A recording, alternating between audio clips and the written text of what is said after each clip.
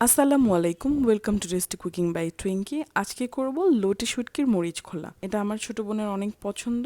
অনেক দিন ধরেই বলছিল যে লোটে শুটকির ভুনাটা খাওয়াও আমাকে। তো সেদিন ভাবলাম যে করেই দেই। এখানে আমি মাথা ফেলে 400 গ্রামের মতন শুটকি নিয়েছি। ছোট ছোট করে পিস করে কেটে নিয়েছি এবং গরম পানি দিয়ে প্রায় 20 মিনিটের মতন ভিজিয়ে রেখেছিলাম এবং ভালোভাবে কচলে পরিষ্কার করে ধুয়ে নিয়েছি অনেকবার পানি চেঞ্জ করে। এরপর আমি একটা পাত্রে তেল দিয়ে সেখানে 1 কাপের মতন পেঁয়াজ কুচি এবং রসুন কুচি দিয়েছি প্রায় 2 টেবিল চামচের মতন এবং স্বাদ মতন লবণ দিয়ে দিয়েছি। পেঁয়াজটা ভাজা ভাজা হয়ে গেলে কিছু ফ্রোজেন টমেটো অ্যাড করে দিয়েছি।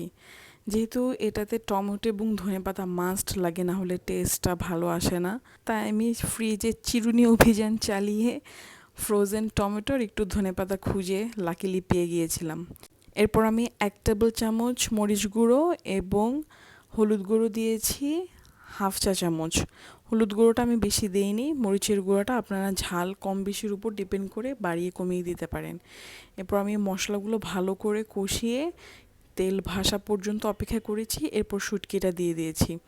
শুটকিটা দিয়ে আমি আবার কষাচ্ছি এবং পানি অ্যাড করে দিয়েছি যাতে শুটকিটা আরও ভালো করে সেদ্ধ হয়, এবং এভাবে আমি ভালো করে কষিয়ে নেব কিছুক্ষণ পরপর অপেক্ষা করে।